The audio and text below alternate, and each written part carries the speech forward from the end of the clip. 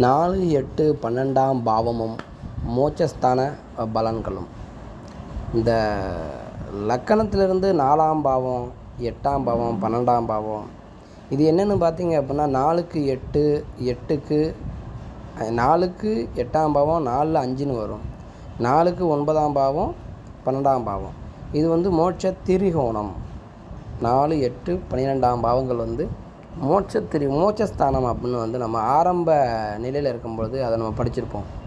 ஆனால் அது அனுபவ ரீதியாக அந்த பாவங்கள் என்ன பலன்களை கொடுக்குதுன்னு பார்த்தீங்க அப்படின்னா, ஆன்மீகவாதி நாத்திகவாதி அப்படி நீங்கள் அடிக்கடி கேள்விப்பட்டிருப்பீங்க.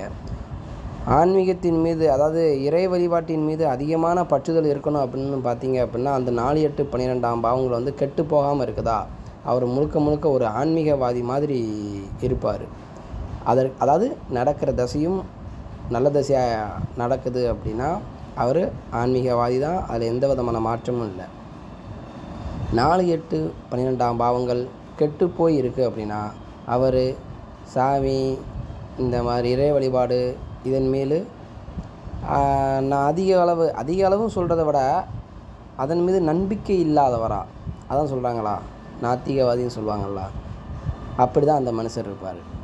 நீங்கள் ஒருத்தருடைய லக்கணத்தை ஃபேஸ் பண்ணி அவருடைய குணாதிசயங்களையும் அவருடைய கேரக்டர் இதெல்லாம் பார்க்குறீங்க அப்படின்னாலும் சரி, தனிப்பட்ட அமைப்புகளை பற்றி பார்க்கும் பொழுது ஜாதகத்தில் உள்ள மற்ற பாவங்களும் சப்போர்ட் பண்ணும். இப்போ நான் சொன்னது போல் 4, 8, 12ஆம் பாவங்கள் மோட்சஸ்தானம். சரி, மோட்சத்துக்கு மட்டும்தானா இது? இறை வழிபாடு ஆன்மீக நாத்திகம் சொல்கிறீங்களா, இதுக்கு மட்டும்தானே அந்த 4, 8, 12ஆம் பாவம் அப்படின்னு கேட்டிங்கன்னா இல்லை, நிறையா விஷயங்கள் இதுக்குள்ளே அடங்கியிருக்குது. இந்த மோட்சம் சொல்கிறோம் பார்த்தீங்களா, எத்தனை வயசுக்கு மேலே மோட்சம்? வாழ்ந்து முடித்த பிறகு தானே மோட்சம். அப்போ வாழக்கூடிய பருவ வயதில் இந்த 4, 8, 12ஆம் வீட்டு தொடர்பு பெற்ற கிரகங்களுடைய தசை வந்துடுச்சு அப்படின்னா எப்படி இருக்கும்? வாழ்க்கை துன்பமானதாக இருக்கும். நல்ல ஒரு ஆட்சியோ நட்போ இந்த மாதிரி நிலைமையிலிருந்து சுபக்கரங்களுடைய தொடர்பு இந்த மாதிரி அமைப்பில் நல்லா இருக்குது அப்படின்னா அந்த ஜாதகருக்கு மிகப்பெரிய துன்பங்கள் இருக்காது. ஆனாலும் தனிமையான வாழ்க்கையை வாழக்கூடிய ஒரு சூழ்நிலைக்கு தள்ளப்படுவார். எப்படி பார்த்தாலும் இந்த 4, 8, 12ஆம் பாவங்கள் அப்படின்னு எடுத்துக்கிட்டிங்க அப்படின்னா அது மோட்சம்தான், இல்லைன்னு சொல்லலாம். ஆனால் வாழக்கூடிய வயசில் அந்த 4, 8, 12ஆம் வீட்டு அதிபதிகளுடைய பீரியடு வரும்பொழுது, அந்த தசாபத்திய அந்தரங்கள் நடக்கும் பொழுது அந்த ஜாதகருக்கு என்ன செய்யும் பார்த்தீங்க அப்படின்னா, வாழ்க்கையில் ஒரு விரக்தியான மனப்பான்மையை கொடுக்கும். எதன் மீதும் பற்றுதல் இல்லாமல், எதன் மீதும் ஒரு ஆசை, ஒரு என்ன சொல்கிறது, ஒரு ஆர்வம், ஒரு ஈடுபாடு இல்லாத ஒரு மனிதர்களை பார்த்துருப்பீங்க. நீங்கள் நிறைய அவங்க கூட பழகிற நண்பர்கள், தோழர்கள், தோழிகள், நீங்கள் உங்களுடைய அனுபவத்தில் நீங்கள் பார்த்துருப்பீங்க. சில வரை பார்த்தீங்க அப்படின்னா எதுலேயுமே நாட்டம் இல்லாமலே இருப்பாங்க. என்னத்தை அப்படின்ற அளவுக்கு ஒரு ஈடுபாடு இல்லாமல், ஒரு விருப்பம் இல்லாமலே இருப்பாங்க. அதுக்கு என்னென்னு பார்த்தீங்க அப்படின்னா, அந்த 4, 8, 12ஆம் வீட்டு அதிபதிகளுடைய திசையோ அல்லது 4, 8, 12ஆம் வீட்டில் போய் ஒரு கிரகம் இருந்து திசை நடக்கிறதோ, இந்த மாதிரி 4, 8, 12ஆம் வீடுகள் தொடர்பு வச்சு திசைகள் வந்துடுச்சு அப்படின்னாலே பருவ வயதில் வருவது குத்தம்தான். எந்நேரமும் முழு மூச்சாக அந்த இறைவனை மட்டுமே நினைக்கக்கூடிய ஒரு மனிதனுக்கு இந்த 4, 8, 12ஆம் பாவங்கள் வலுத்து இருக்கிறது நல்ல ஒரு அமைப்பு. அவர் கட்டாயம் முக்தி நிலையை அடையக்கூடிய அமைப்புகள் அந்த 4, 8, 12ஆம் பாவங்கள் அவங்களுக்கு சப்போர்ட் பண்ணும், உறுதுணையாக இருக்கும். ஒருத்தர் இறைவன் நோக்கி இறைவனை சரணாகதி அடையணும் அப்படின்னு முழு நேர தியானம் தவத்தில் ஈடுபடுதார் அப்படின்னா அவருக்கு இந்த 4, 8, 12ஆம் பாவங்கள் வேலை செய்யணும். வேலை செஞ்சால் தான் அவர் அதில் ஈடுபட முடியும். நான் ஏற்கனவே ஒரு வீடியோவில் சொல்லியிருக்கிறேன், தியானம் தவம் இந்த மாதிரி பண்ணுறாங்க, அதுக்கெலாம் 4, 8, 12ஆம் பாவங்கள் வளர்த்து இருக்கணும். அந்த 4, 8, 12ஆம் பாவங்களுடைய தொடர்பு அவங்களுக்கு நல்ல விதமாக இருக்கணும். நல்ல விதம்னா என்ன? அந்த வீட்டு அதிபதிகள் கெட்டு போகாமல், அந்த பாவங்கள் கெட்டு போகாமல், சுபகிரகங்களோட தொடர்பு இருக்கோ இல்லையோ, இருந்தால் நல்லது, இல்லாட்டி கெட்டு போகாமல் இருக்கா, பலம் பலவீனத்துக்கு தகுந்தாற் போல் அந்த 4, 8, 12ஆம் பாவங்களுடைய அமைப்புகள் அந்த ஜாதகருக்கு கிடைக்கும். சரி, இது போக வேறு இருக்குதா இந்த 4, 8, 12ஆம் பாவங்கள் அப்படின்னு கேட்டிங்க அப்படின்னா, இந்த வாழக்கூடிய பருவ வயதில் வரக்கூடாதுன்னு அப்படின்னு சொல்லியிருந்தேன். சப்போஸ் வந்தால் என்ன செய்யும் கேட்டிங்க அப்படின்னா, வாழ்க்கை துன்பமாக இருக்கும். என்ன மாதிரியான துன்பங்கள் இருக்கும் பார்த்தீங்க அப்படின்னா, அதாவது இப்போ கல்யாணம் ஆயிடுச்சு அப்படின்னா குடும்பமாக வாழ்கிறது தான் வந்து ஒரு வாழ்க்கை. மனைவிக்கு என்ன வேணும் அப்படிங்கிறத கணவன் அறிஞ்சு அதுக்குண்டான பொருளாதாரத்தை குடும்பத்துக்கு கொண்டு வந்து கொடுக்கணும். இது வந்து பாரம்பரிய மரபு. கணவன் வந்து ஒரு ஆண் வந்து சம்பாதிச்சு வீட்டுக்கு வருமானத்தை கொண்டு வரணும். அந்த வருமானத்தை வச்சு அந்த வருமானத்துக்குள்ளே அந்த பெண் வந்து குடும்பத்தை வழிநடத்தி கொண்டு போகணும். இது பாரம்பரிய நம்மளுடைய மரபு, அப்படி தானே? அப்போ இதில் இருவரில் ஒருவருக்கு, அதான் திருமண பொருத்தம் பார்க்கும்பொழுது இந்த மாதிரி இந்த தசா பூத்தியை வந்து முக்கியமாக கவனிக்கணும். சரிங்களா? ஒரு ஆணிற்கோ பெண்ணிற்கோ வந்து 4, 8, 12 வீட்டு அதிபதி தசை நடக்கு அப்படின்னா அந்த குடும்பத்தில் வந்து பொறுப்பற்ற நிலையில் அந்த ஜாதகர் ஈடுபடுவார். இப்போ ஒரு ஆணை எடுத்துக்கோங்க. திருமணம் முடிஞ்ச பிறகு சரியான ஒரு பொறுப்பான வேலையில் இருந்தால் தானே அவருக்கு குடும்பம் ஓடும். இல்லை அப்படின்னா மனைவி அந்த பெண் வந்து அந்த கணவனை வெறுத்து ஒதுக்கிடுவாங்கள்ல. சரியாக வேலைக்கு போகலை, ஒரு நல்ல வருமானத்தை கொடுக்கல அப்படின்னா குடும்பத்தை எப்படி ரன் பண்ண முடியும் அந்த பொண்ணால்? அப்புறம் அந்த பொண்ணு தான் வேலைக்கு போகணும். அப்போ அந்த பொண்ணு வேலைக்கு போகும்போது இவர் உட்காந்து சாப்பிட மாதிரி இருந்தால் அது நம்ம சமுதாயம் ஏற்றுக்கிடாது. இல்லை, இது வந்து காலங்காலமாக அப்படி தான் நம்மளுடைய பண்பாடு நாகரிகம் இப்படி தான் இருக்குது. இப்போ தான் பெண்களும் ஆண்களுக்கு நிகராக வந்துட்டாங்க அப்படிங்கிறத நம்ம பேசிக்கிறதும். என்ன தான் பேசப்பட்டாலும், என்ன தான் கலாச்சார மாற்றங்கள் வந்தாலும் அதனால் சீர்கேடு தான் இருக்குது. நீங்கள் நல்லா கவனித்து பாருங்கள். ஒரு பெண் வேலைக்கு போய்ட்டு வந்து ஒரு ஆண் பெண்ணை போல அத்தனை வேலைகளையும் வீட்டு வேலையை எடுத்து பார்த்துட முடியாது. இது அனுபவத்தில் பாருங்கள். நிறையா வீடுகளில் வந்து இப்போ வந்து பிரச்சனை வர்றதுக்கு காரணமே இது தான். அதே போல் ஒரு ஆண் வந்து அதான் அப்போவே சொல்லியிருக்காங்க, பெண் வீட்டை விட்டு வெளியேறியாச்சுனாலே குடும்பம் அவ்வளோதான் அப்படின்னு சொல்லியிருக்காங்க. சரி, இப்போ நாகரிகம் எவ்வளோ வளர்ந்து போச்சு, நம்ம அதுக்கு தகுந்தாற் போல் போய்க்கிட வேண்டியதான் ஜாதக ரீதியாகும். சரிங்களா? அப்போ இந்த 4, 8, 12 வீட்டு அதிபதியோட தொடர்பட்ச திசைகள் ஏதாவது வருது அப்படின்னா கணவன் மனைவி இவங்களுக்குள்ளே வந்து ஒருவருக்கு வந்தால் கூட அவங்களுக்கு அந்த வரக்கூடிய அந்த நபருக்கு வந்து அந்த குடும்பத்தின் மீது பற்றுதல் இல்லாமல் பொறுப்பற்ற ஒரு நபராக இருக்கக்கூடிய வாய்ப்புகள் அதிகமாக இருக்கும். அப்படி தான் இருக்கவும் செய்வார். பெண்ணாக இருந்தால் அது அப்படி தான் இருக்கும். பெண்ணாக இருந்தால் எப்படி இருப்பாங்க? ஒரு ஆணாக இருந்தால் வருமானத்தை சரிவர கொண்டு வராத ஒரு நபராக இருந்திருப்பார். பெண்ணாக இருந்தால் எப்படி இருப்பாங்க? பெண்ணுக்கு இந்த மாதிரி 4, 8, 12 வீட்டு அதிபதியுடைய தசாபதி பீரியட் இந்த மாதிரி அமைப்புகள் நடக்குது அப்படின்னா, அதாவது மோட்சஸ்தான பலன்கள், வாழக்கூடிய பருவ வயதில் இந்த மாதிரி அமைப்புகள் நடக்குது அப்படின்னா அந்த பெண் வந்து குடும்பத்தை சரிவர வழிநடத்த பொறுப்பற்ற நாயகியாக இருப்பாள். கணவனுக்கு ஏற்ற மனைவியாக அந்த வீட்டில் இருக்கக்கூடிய வாய்ப்பு ரொம்ப அதிகம். குழந்தைகளே இருந்தாலும் குழந்தைகளை சரியாக கவனிக்காத ஒரு பெண்ணாக இருப்பாள். இதுவும் நீங்கள் அனுபவத்தில் நிறையா வீடுகளில் பார்க்க முடியும். சரிங்களா? அதுக்கு என்னென்னு பார்த்தீங்க அப்படின்னா அந்த 4 அதுதான தான் அடிக்கடி சொல்லுவாங்க. அந்த நான் 4, 8, 12ன்னு சேர்த்து சொல்கிறேன். இதை வந்து பொருத்தம் பார்க்கும்பொழுது பார்த்தீங்க அப்படின்னா நிறையா பேர் இந்த புரோக்கர் பார்த்தீங்கன்னா ஜாதகத்தை வந்து மாப்பிள்ளை வீட்டில் பேசும்பொழுது பொண்ணு ஜாதகம் இருக்குது, நல்ல ஜாதகமாக இருக்குது, 7, 8 சுத்தமாக இருக்குது அப்படின்னு நீங்கள் பேசுகிறத கேள்விப்பட்டிருப்பீங்க. இந்த 7, 8 சுத்தமாக இருக்குன்னு சொல்லுவாங்க. 7, 8 சுத்தமாக இருக்குன்னா என்ன? லக்கணத்துலேருந்து 7ஆம் பாவமும் 8ஆம் பாவமும் சுத்தமாக இருக்குது அப்படின்னு இந்த புரோக்கர்லாம் சொல்லியே மாப்பிள்ளை வீட்டில் ஜாதகத்தை பெண் ஜாதகத்தை கொடுப்பாங்க. என்ன காரணம் அது 7, 8 சுத்தம் அப்படின்னு கேட்டிங்க அப்படின்னா அந்த 8ஆம் வீட்டில் எந்த கிரகமும் இல்லாமல் இருக்கலாம். 7ஆம் வீட்டில் இல்லாமல் இருக்கிறதுக்காக 8ஆம் வீடம் வந்து நம்ம சொல்லிக்கலாம் ஒரு முழு மறைவு ஸ்தானம், நாச வீடு, துர்ஸ்தானம். அதனால் அந்த வீட்டில் போய் எந்த கிரகம் ஏதாவது ஒரு கிரகம் இருந்தாலே அந்த கிரகம் சம்மந்தப்பட்ட ஆதிபத்திய காரத்துவ பலன்கள் அடிபடும். அப்படிங்கும்போது அந்த கிரகத்தினுடைய தசையே வந்துச்சு அப்படின்னா அந்த தசா முடிய தனியுமே அந்த ஜாதகருக்கு வந்து வாழ்க்கையில் முன்னேற்றம் அப்படிங்கிறது இருக்காது. அதனால தான் அந்த புரோக்கர் வந்து மாப்பிள்ளை வீட்டுக்காரங்கிட்ட பொண்ணு ஜாதகத்தை கொடுக்கு இது பண்ணும்பொழுது 7, 8 சுத்தம், பொண்ணுக்கு 7, 8 சுத்தம் அப்படின்னு சொல்லி கொடுப்பாங்க. இதெல்லாம் நீங்கள் வந்து பேச்சு வழக்கில் நிறையா பார்க்கலாம். அப்போ அந்த 7, 8 சுத்தத்தினால என்ன நடக்கும் பார்த்தீங்க அப்படின்னா 8ஆம் வீட்டில் எந்த கிரகமும் இல்லை. அதுவே ஒரு வகையில் நல்லது. இந்த திருமண பொருத்தம் பார்க்கும்பொழுது பாவ அளவீடு, அதாவது தோஷ சாமியம் கணக்கிடுவோம். அந்த தோஷ சாமியம் கணக்கிடும்பொழுது 8ஆம் வீட்டில் ஏதாவது ஒரு பாவ கிரகம் இருக்குது அப்படின்னாலே வந்து அது பொண்ணுக்கோ பையனுக்கோ பாவ கிரகம் இருக்குது அப்படின்னா அது ஒரு பாவ கணக்கில் வந்துடும். இப்போ 8ஆம் வீட்டில் ராகுவோ கேதுவோ இருக்குது அப்படின்னா 2ஆம் வீட்டில் எப்படியும் அந்த ராகு கேதுவில் ஒரு கிரகம் இருந்தால் ஆகணும். ஏன்னா ராகு கேது சமசப்தமாக இருக்கக்கூடிய கிரகங்கள் இல்லையா? அப்போ 8ஆம் வீட்டில் போய் ராகு இருக்காருன்னா 2ஆம் வீட்டில் கேது இருந்துருவார். அது 2 பாவ கணக்கு. தோஷ சாமியம் அந்த பாவ அளவீடு கணக்கில் வந்து 2 பாவத்துக்கு வந்துடும். அப்போ ஆண் ஜாதகத்தை விட பெண் ஜாதகத்தில் பாவம் கூடக்கூடாது, பாவம் குறையலாம். அதே மாதிரி பெண் ஜாதத்தை விட ஆண் ஜாதத்தில் பாவம் அதிகப்படலாகாது.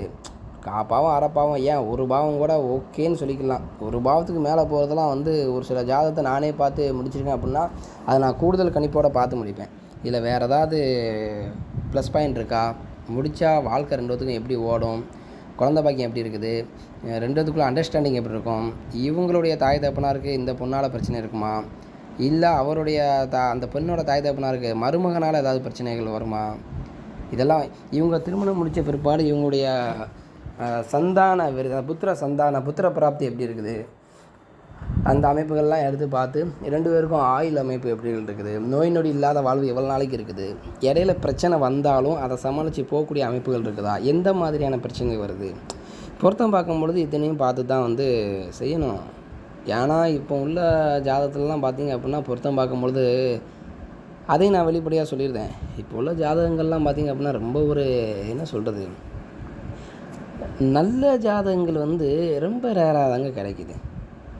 அதனாலே என்ன மெயினாக பார்க்க வேண்டியிருக்குன்னு பார்த்திங்க அப்படின்னா தசை. இப்படி தான் ஒரு 10 நாளைக்கு முன்னாடி பொருத்தம் பார்க்க ஒரு குரூப் வந்திருந்தாங்க. நான் பார்த்து எல்லாம் சொல்லிட்டேன். அவங்களும் பார்த்து ஜோசியரை பாட்டு தான் வந்திருக்காங்க. நம்மகிட்ட 11ஆவது ஆளாக வந்திருக்காங்க போல இருக்குது. அதில் என்னென்னு பார்த்திங்க அப்படின்னா பொருத்தமாக பார்த்து சொல்லியாச்சு. கடைசி வேறென்னு கேட்குறாங்க. அப்படிங்கும்போது எல்லா இடத்துலையும் போயிருக்காங்க. இந்த 10 பொருத்தத்தை பார்த்தோன்னு சொல்லியிருக்காங்க. நம்ம மட்டும் ஜாதகத்தை பார்த்து சொல்லியிருக்கிறேன். சரி, என்னை மட்டும் நான் உயர்த்தி பேச விரும்பலை, அதனால் ஷார்ட்டாக சொல்கிறேன். அப்போ நான் பார்த்து சொல்கிறது என்னென்னு பார்த்திங்க அப்படின்னா பெரும்பகுதி இந்த 10 பொருத்தத்தை பற்றி பேசவே மாட்டேன். அவங்க கடைசியில் என்ன கேட்டாங்க அப்படின்னா, எல்லோரும் இந்த மிருக பொருத்தத்தை பற்றி சொன்னாங்க, நீங்கள் மிருகம் இப்படி பகை மிருகமாக இருக்குது, அதை பற்றி பேசவே இல்லையா அப்படின்னு அவங்களுக்கு அது ஒரு குறையாக போயிடுச்சு. அதாவது 10 பொருத்தம் பார்க்குறது இப்போ நவீன நடைமுறையில் வந்தது தான். இந்த ஜாதகருக்கு இப்படிப்பட்ட மனைவி தான் கிடைப்பா, இந்த ஜாதகருக்கு இப்படி தான் குடும்ப வாழ்க்கை இருக்கும், இந்த ஜாதகருக்கு 7ஆம் இடம் எப்படி இருக்குது, 7ஆம் இட அதிபதி இப்படி இருக்கிறா, நடக்க தசை இப்படி இருக்குது, இதை வச்சே ஒரு தனிப்பட்ட மனிதனுடைய ஜாதகத்தில் திருமண வாழ்க்கை இப்படி தான், எதிர்காலம் இப்படி தான் அப்படின்னு கணிக்கக்கூடிய நமக்கு திருமண பொருத்தம் அப்படின்ற விஷயத்தில் மட்டும் எப்படி அந்த 10 பொருத்தத்தை பார்த்தா எல்லாம் சரியாக பெறுமா? எதுக்கு நம்ம வாதம் பண்ணிக்கிட்டு நம்மகிட்ட வர்ற கிளைண்ட்டுகளுக்கு நம்ம சரியான இதை எடுத்து கொடுக்கோம். நம்ம முறையாக படித்து கரெக்டாக எல்லாம் அலசி ஆராய்ஞ்சு வர்றதுனால இப்படி போய்க்கிறது நமக்கு கரெக்டு. அவங்களுக்கு தேவை 10 பொருத்தம் தான். அப்படிங்கும்போது 10 பொருத்தம் பார்க்கக்கூடிய குறிப்பு இருந்தாங்க அப்படின்னா அதுக்கும் நம்மகிட்ட புஸ்தகம் இருக்கலாம், அந்த புத்தகத்தை தூக்கி அதில் அந்த குறிப்பில் எழுதி கொடுத்துட வேண்டியதான். ஆனால் மெயினாக எந்த ஜோதிடராக இருந்தாலும் சரி, நீங்கள் என்னுடைய வீடியோவை பார்க்குற நீங்களும் ஒரு ஜோதிடராக இருக்கலாம், அல்லது வருங்கால ஜோதிடராக ஆகலாம், அல்லது ஜோதிட ரீதியான ஒரு ஆர்வம் உங்களுக்கு இருக்கலாம். நீங்களும் என்ன செய்வீங்க, உங்களுடைய ரிலேஷன்ஷிப் அல்லது உங்களுடைய நண்பர்கள், உங்களுடைய தெரிஞ்சவங்க, இவங்களுக்கு யாராவது பொருத்தம் பார்க்கக்கூடிய நேரம் வருது அல்லது உங்கள்கிட்ட அது தெரியுது அப்படின்னா நீங்கள் ஜாதகத்துக்கு முக்கியத்துவம் கொடுத்து பாருங்கள். 10 பொருத்தம் பார்க்குறது அவ்வளவு முக்கியத்துவம் இல்லை. எங்கள் சரடு பொருத்தமே இல்லாட்டி கூட பிரச்சனை இல்லைங்க. நான் ரச்சு பொருத்தம், சரடு பொருத்தம்னா கிராமத்து வழக்கில் சரடு பொருத்தம்னு சொல்லுவாங்க, நகரத்தில் ரச்சு அப்படின்னு சொல்லுவோம். சரிங்களா? இந்த ரச்சு பொருத்தம் இல்லாட்டி திருமணம் செய்யலாமா? தாராளமாக செய்யலாம். என்ன காரணம் கேட்டிங்க அப்படின்னா, நான் அதெல்லாம் ரச்சு பொருத்தம் இல்லாமல் திருமணம் முடித்த பழைய ஜாதகத்தை நான் வாங்கி ஆராய்ச்சி பண்ணியும் பார்த்துருக்குறேன். நானும் ரச்சு பொருத்தம் இல்லாமல் முடிச்சும் விட்டுருக்குறேன். கிட்டத்தட்ட ஒரு 10 திருமணத்துக்கிட்ட முடிச்சு விட்ருக்குறேன். நல்லா தான் இருக்கிறாங்க. அது என்னன்னு கேட்டிங்க அப்படின்னா, ரச்சு பொருத்தம் ஏன் அப்படின்னு கேட்டிங்க அப்படின்னா, ஏன்னா அதை மறுபடியும் நான் வளவலன்னு இழுக்க விரும்பலை, ஷார்ட்டாக சொல்லிடுறேன். 10 பொருத்தம் அப்படிங்கிறது ஒரு பேருக்கு, அவ்வளோதான். ஜாதகம்தான் இன்றியமையாத ஒன்று. ஜாதக பொருத்தம் இருந்துச்சு அப்படின்னா எந்த பொருத்தமும் தேவையில்லை, தாராளமாக செய்யலாம். ஜாதகத்திலே தெரிஞ்சிருந்தாங்க. நம்மளுடைய ஜாதகத்திலே பார்த்திங்கன்னா நம்மளுடைய ஆயுள் எப்படி இருக்குது, நமக்கு எதிர்கால வாழ்க்கை எப்படி இருக்குது, புத்திர பாக்கியம் எப்படி இருக்குது, எல்லாமே நம்மளுடைய ஜாதகமே காட்டும் பொழுது 10 பொருத்தம் எங்கேருந்து எப்படி கொண்டு வந்து எனக்கு அது ஒரு இப்போ எப்படி சொல்கிறது,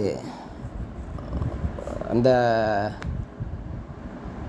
பள்ளிக்கூடத்தில் நம்ம படிக்கும்பொழுது இன்டர்னல் மார்க்கு எக்ஸ்டர்னல் மார்க்கு எல்லாம் போடுவாங்க தெரியுமா, ப்ராஜெக்ட்டு மார்க், அதெல்லாம் அதை மாதிரி வேணால் அதை எடுத்துக்கலாமே தவிர டேரெக்டாக நம்ம எக்ஸ்டர்னல்லே மார்க் எடுக்க தான் முடியும். சரிங்களா? அதுதான் மெயின். இன்டர்னல் மார்க் இல்லாட்டி கூட எக்ஸ்டர்னல் நல்லா படித்தவன் எக்ஸ்டர்னலில் பாஸ் பண்ணிடுவான். அப்போ அதேமாரி பார்த்திங்க அப்படின்னா ஸ்கூலில் படிக்கும்போது இந்த இதுக்கும் போடுவாங்களே, அதாவது பேர் டக்குனு வியாபாரம் மாட்டுக்கு, இதுக்கெல்லாம் அந்த மார்க் போடுவாங்க அப்படின்னு சொல்லுவாங்க. அதுலேயே மார்க் அதிகமாக வரும், அதை வச்சு போடுவாங்க அப்படின்னு சொல்லுவாங்க. அதை விட்டுருங்க. அதனால் ஜாதக பொருத்தம் பார்க்குறது ரொம்ப இம்பார்ட்டன்ட். ஜாதக பொருத்தத்துக்கு மட்டும் முக்கியத்துவம் கொடுங்க. 10 பொருத்தத்துக்கு முக்கியம் நான் கொடுக்கல, அவ்வளோதான். இருந்தாலும் வரக்கூடியவங்களுக்கு நம்ம இதெல்லாம் சொல்லி திருத்த முடியாது. அவங்க பரம்பரையாக வந்து அதாவது ஆண்டாண்டு காலமாக அந்த 10 பொருத்தத்தை பற்றி பார்த்து வந்துட்டாங்க. நம்ம புதுசாக ஒன்று திணிச்சு அவங்கள நம்ம மாற்றலாம் வேண்டாம். ஜாதக பொருத்தம் பார்க்கணும், நல்லா இருக்கா, ப்ளஸ் 10 பொருத்தமும் பார்த்து 2யும் பார்த்து கையில் கொடுத்துருவோம். அவ்வளோதான். என்ன கூடுதல் வேலை நம்ம பார்த்து தான் ஆகணும். சரி, இப்போ இதுலேருந்து என்னென்னு பார்த்தீங்க அப்படின்னா, இந்த 4 பாருங்கள், 4 8 12 மோட்சஸ்தானத்தில் இருந்து அதான் ஜோதிடம்னு எடுத்துக்கிட்டாச்சு அப்படின்னா ஒரு பாயிண்ட்டை பற்றி பேசணும் அப்படின்னா அடுத்தடுத்த பாயிண்ட் அப்படியே போயிடும். அதுதான் ஜோதிடம்னே அப்படி தான். அப்போ 4 8 12 பாவங்கள் வேறு என்ன பலனை சொல்லும் அப்படின்னு பார்த்தீங்க அப்படின்னா, வெளிநாடு வாழ்க்கை. அதான் சொன்னேன், அந்த வாழக்கூடிய வயசில் வந்து ஒரு விரக்தியான வாழ்க்கை, பொறுப்பற்ற அமைப்பில் இருக்கும் பொழுது வந்து சரி இங்கே தான் சரியில்லை, வெளிநாடாக அனுப்புவோம், வெளி மாநிலத்தை அனுப்புவோம் அப்படின்னு அங்கே போய் என்னத்தையாவது வருமானமாக தான் வந்துகிட்டு இருக்கட்டும், அழுதுகிட்டு இருந்தாலும் உழுதுகிட்டு அப்படின்னு பழமொழி இருக்குல்ல, அழுதுகிட்டு இருந்தாலும் உழுதுகிட்டு இருப்பா அப்படின்னு எனக்கு ஒரு முதியவர் அடிக்கடி சொல்லுவார். என்னுடைய பாலிய வயதில் அடிக்கடி சொல்லிகிட்டு இருப்பார். அதனால் என்ன கேட்டிங்க அப்படின்னா, அவர் வந்து விருப்பற்ற வாழ்க்கையை வாழும்போது அந்த ஜாதகரை தூக்கி வெளிநாடு அனுப்பியிருந்தது. சரி, வெளிநாடு போனாவது நல்லா சம்பாதிச்சு வர்றாரா, அதுக்கும் அந்த 4 8 12 இடங்கள் வந்து நல்ல விதமாக இருந்துச்சு அப்படின்னா வெளிநாடு வாழ்க்கை நல்லா செட் ஆகிரும், சூப்பராக ஆகிரும். அவங்களுக்கு அந்த இடமே வந்து பழகிரும். அவங்க அப்படியே அங்கே கண்டினியூ பண்ண ஆரம்பிச்சிடுவாங்க வாழ்க்கையை. சப்போஸ் இந்த 4 8 12 வீட்டு அதிபதிகள் 4 8 12 பாவங்கள் பாதிக்கப்பட்டிருந்தால் வெளிநாடு போயும் துன்பப்பட்டு துயரப்பட்டு அதாவது ரொம்ப நொந்து போய் தான் மனசை வரணும். இங்கே வந்து வாழ்க்கை நல்லா இருக்காது. அப்படிப்பட்ட மனிதர்களும் இருக்கத்தான் செய்கிறாங்க. என்ன செய்கிறது, அவங்களுடைய கிரக பலன்கள். அதனால் 4 8 12 பாவங்கள்லாம் வந்து பலன்கள் வந்து மோட்சஸ்தான பலன்கள் மட்டும் அப்படின்னு எடுத்துக்கூடாது. வீடு, ஒரு மனிதனுக்கு வீடு சம்மந்தப்பட்ட பலன்களும் 4 8 12 பாவத்தில் தான் கிடக்குது. சரிங்களா? அதனால் வந்து 4ஆம் பாவத்துக்கு அதான் 4ஆம் பாவம் அப்படிங்கிறது வந்து அது அந்த ஒரு மனிதனுடைய ஆரம்ப பாவம், அந்த மோட்சஸ்தான ஆரம்ப புள்ளி. அதனிலிருந்து அந்த மோட்சஸ்தான ஆரம்ப புள்ளியை வளர்க்கக்கூடிய ஒரு பாவம் 8ஆம் பாவம். அந்த 8ஆம் பாவம் அதாவது இது ஆரம்பம், அது வந்து ஓரளவுக்கு வளர்ந்து வருது. முழுமை அடைவது 12ஆம் பாவம். முழுமை அடைவது வந்து 12ஆம் பாவம். அப்போது ஒரு மோட்சஸ்தான அப்படின்னு சொல்லக்கூடிய 4 8 12ஆம் பாவங்கள் வந்து 3மே நல்லா இருக்குது அப்படின்னா கண்டிப்பாக அவர் ஒரு நல்ல தசையும் நடக்குது அப்படின்னா ஃப்யூச்சரில் வந்து கரெக்டாக ஒரு வயசுக்கு மேலே வரும்பொழுது அந்த ஜாதகர் வந்து ஒரு என்ன சொல்கிறது, அருணகிரிநாதராகவோ அல்லது கிருபானந்த வாரியாராகவோ, இன்னும் ஒரு சிலர் நான் சொல்லுவேன், வேண்டாம் அது நம்ம சும்மா ஒரு யதார்த்தத்துக்கு ஒரு சில வார்த்தையை சொல்லுவேன், நித்யானந்தராகவோ அப்படின்னு சொல்லுவேன். இது சில பேருக்கு பார்த்திங்க அப்படின்னா அது முரண்பாடாக வரும். நித்யானந்தரெல்லாம் வந்து நீங்கள் சொல்லக்கூடாது அப்படின்னு உதாரணத்துக்கு சொல்கிறேன். சரிங்களா? கிருபானந்த வாரியார், அப்புறம் அருணகிரிநாதர், இவங்களை போல் வந்து ஒரு இறைவனடியை சேர்ந்த ஒரு ஆன்மீகவாதிகளை நீங்கள் வந்து இந்த 4 8 12 பாவங்க வச்சு ஜாதகத்தை பார்த்தீங்க அப்படின்னா கரெக்டாக இருக்கும். 4 8 12 பாவங்கள் வந்து ஆன்மீகத்துக்கும் உண்டு, நாத்திகத்துக்கும் உண்டு. சரி, இதே போல் நான் இப்போ சொன்னேன் 4 8 12 பாவங்கள் வந்து பலவீனமாக இருந்தால் அப்படின்னா என்னென்னு பார்த்தீங்க அப்படின்னா, நான் இப்போ ஆன்மீகத்துக்கு 2 பேர் சொன்னது போல் நாத்திகவாதி 2 பேர் சொன்னோம்னு வைங்க, உங்களுக்கு இன்னும் தெளிவாக புரிஞ்சிடும். நாத்திகவாதினா யாது? நான் சும்மா நாத்திகவாதின்னு இன்னாரை குறிப்பிட்டு சொல்ல விரும்பலை. பொதுவாக ஒரு சினிமா படத்தை வச்சு சொல்லியிருந்தேன். இந்த நான் கடவுள் படத்தில் ஆரியாவை பார்த்துருக்கீங்களா? சின்ன வயசுலேயே வந்து அப்படியே அவள் அப்பா போய் விட்டுருவார், அகோரி வாழ்க்கையாக வாழ்வாங்க, பார்த்துருக்கீங்களா? அதுக்கும் 4 8 12 தான். ஆமாம், அந்த அகோரி வாழ்க்கைன்னு சொல்லும் போது தான் ஏன் வருது. சிலரை பார்த்தீங்க அப்படின்னா இந்த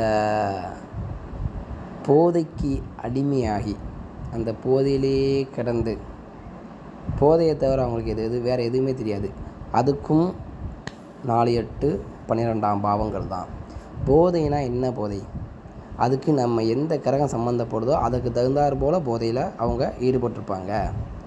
மது போதை, மாது போதை, இது போக இந்த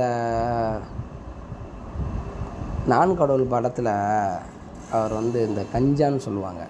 நிறைய பேர் பார்த்திங்க அப்படின்னா அந்த கஞ்சாவினால் வம்பா போன இளைஞர்கள் நிறையா பேர். அதெல்லாம் பார்த்து அந்த மனிதர்களுக்கெலாம் பார்த்திங்க அப்படின்னா அந்த மாதிரி ஜாதகருக்கு பாருங்கள், ஒரு பையன் கஞ்சா குடித்தே வம்பா போயிட்டான் அப்படின்னா அவனுடைய ஜாதகம் இந்த 4, 8, 12 அவங்களுடைய தொடர்பு இல்லாமல் அவன் அப்படி போயிருக்கவே மாட்டான். நான் ஒரு ஜாதகத்தில் பார்த்தேன், ஒரு ஜாதகம் இல்லை, எனக்கு தெரிஞ்ச ஜாதகம்னால அது கொஞ்சம் எனக்கு ஞாபகத்தில் இருக்குது. அது மாதிரி நிறையா ஜாதகம் பார்த்துருக்குறேன். அப்படியே வந்து அந்த கஞ்சாவுக்கு அடிமையாகி போதைக்கு அடிமையாகிறாங்க. ஆனால் கடைசியில் பார்த்தா அவங்களுக்கு வந்து எந்த போதையில் அதிகமாக இருக்காங்க பார்த்தா அந்த கஞ்சாவில் ஆகி வம்பா போயிட்டார். மனநிலையே பாதிக்கப்பட்டு அப்படியே மனசை வந்து அப்படியே, அதனால தான் சொல்கிறது. அதான் உங்களுக்கு நான் எக்ஸாம்பிள் சொன்னேன், நான் கடவுள் படத்தில் ஆரியா அப்படிங்கிறத பாருங்கள். ஒவ்வொருத்தருடைய மனித வாழ்வும் வந்து எதை நோக்கி போகுது அப்படிங்கிறத வந்து ஜாதகமே தீர்மானிக்குது அப்படிங்கிறத நான் வந்து உங்களுக்கு வந்து இந்த வீடியோ மூலமாக தெளிவுபடுத்துகிறேன். 4, 8, 12 பாவங்கள் ஆன்மீகத்துக்கு உள்ளே போய் ஆன்மீகவாதியாக மோட்சம் அடைதாங்களா, நாத்திகவாதியாக இது அப்படியே போயிடுறாங்களா, அல்லது வாழ்க்கையில் அங்கேயும் இல்லாமல் இங்கேயும் இல்லாமல் சீரழிஞ்சு துன்பப்பட்டு எந்த விதமான ஆதரவும் இல்லாமல் அருகதையற்று அனாதையாகவே தொலைந்து போகிறார்களா, அதற்கும் 4, 8, 12 பாவங்கள் தான். 4, 8, 12 பாவங்களில் எவ்வளோ விஷயம் இருக்குது பாருங்களேன். இன்னும் சொல்ல போனால் சொல்லிக்கிட்டே போகலாம். அது அப்படியே விரிவாக போய்கிட்டே தான் இருக்கும். ஜோதிட ரீதியான வேறு சில பலங்களோட அடுத்த வீடியோவில் உங்களை ஆசிரியக்கிறேன். வணக்கம். வாழ்க வளமுடன்.